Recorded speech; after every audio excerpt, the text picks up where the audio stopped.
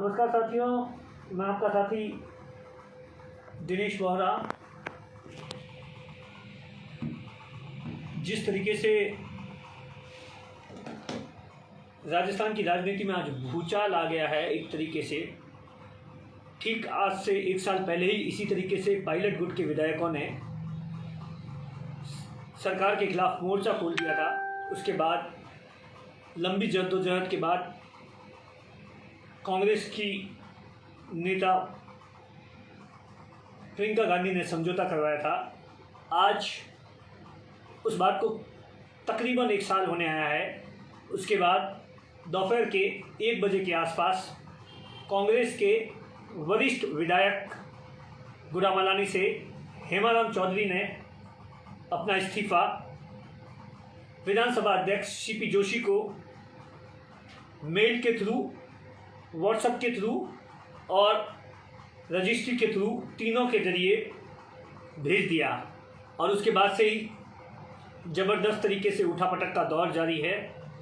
आखिर हेमाराम चौधरी ने ऐसा कदम क्यों उठाया, इन सब बातों को लेकर हम चर्चा करेंगे। क्योंकि जिस तरीके से कांग्रेस के वरिष्ठ विधायक हेमाराम चौधरी लगातार 2-2.5 साल से मुख्यमंत्री अशोक गहलोत की कार्यशैली से खफा चल रहे थे।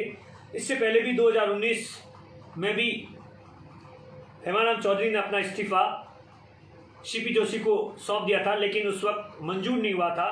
उसके बाद से ही लगातार हेमाराम चौधरी सरकार की कार्यशैली को लेकर लगातार सवाल खड़े कर रहे थे। और जब आज से ठीक 1 साल पहले पायलट गुट के 18-19 विधायकों ने सरकार के खिलाफ मोर्चा खोला, तो उसकी अगुवाई करता भी हेमाराम चौधरी थे। लेकिन उसके बाद समझौता हुआ था। समझौते में जो बातें तय हुई थी उसको तकरीबन 1 साल होने आया है। उस समझौते पर कुछ विचार विमर्श नहीं किया गया। इसी बात को लेकर हेमाराम चौधरी खफा थे।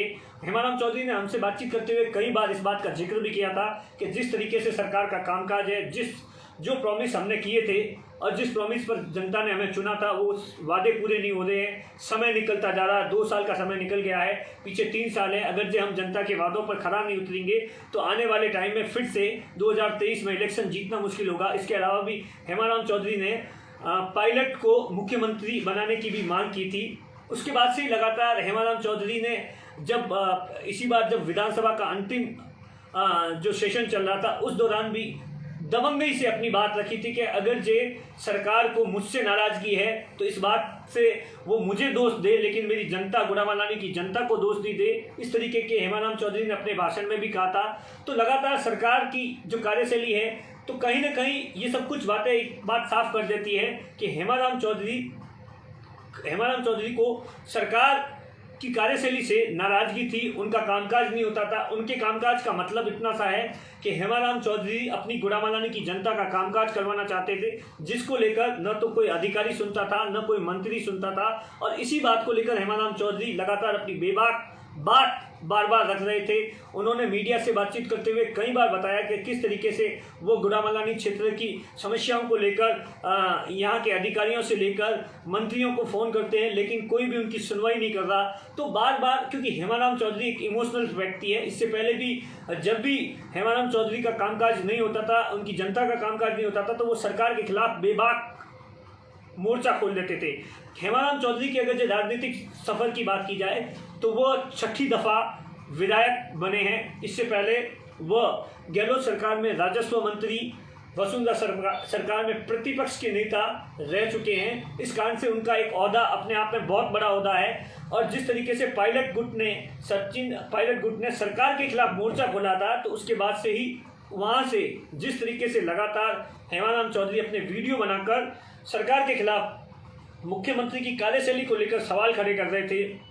उसके बाद जब समझौता हुआ, तब हेमाराम चौधरी ने कहा था कि जिन बातों पर लेकर हमारी नाराज़गी कांग्रेस से नहीं है, हम कांग्रेस के सच्चे सिपाही हैं, क्योंकि हमने सही बात उठाई है।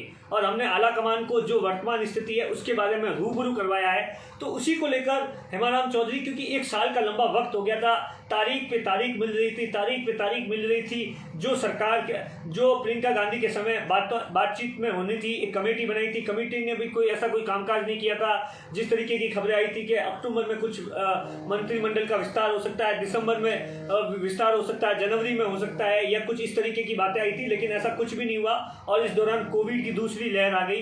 तो इन सब बातों को लेकर हेमाराम चौधरी खफा थे। आज भी हमारी हेमाराम चौधरी से मुलाकात हुई है तो उन्होंने अभी तक इस बात को लेकर स्पष्ट नहीं किया है कि उन्होंने आखिर आज क्यों त्यागपत्र दिया, लेकिन उनका साफ तौर पर कहना है कि जब त्यागपत्र मंजूर हो जाएगा तो उसके बाद वो बताएंगे कि उन्हें त्यागपत्र देने की जरूरत क्यों पड़ी। क्योंकि जिस तरीके से कोविड चल रहा है उसके बाद से हेमाराम चौधरी लगातार अपनी विधानसभा के अंदर थे, वहां पर कोविड सेंटर्स को लेकर भी सरकार से बातचीत कर रहे थे, लेकिन हेमाराम चौधरी की कुल मिलाकर सुनवाई नहीं हो रही थी और इसी सुनवाई नहीं होने के कारण हेमाराम चौधरी अपनी सरकार के खफा थे।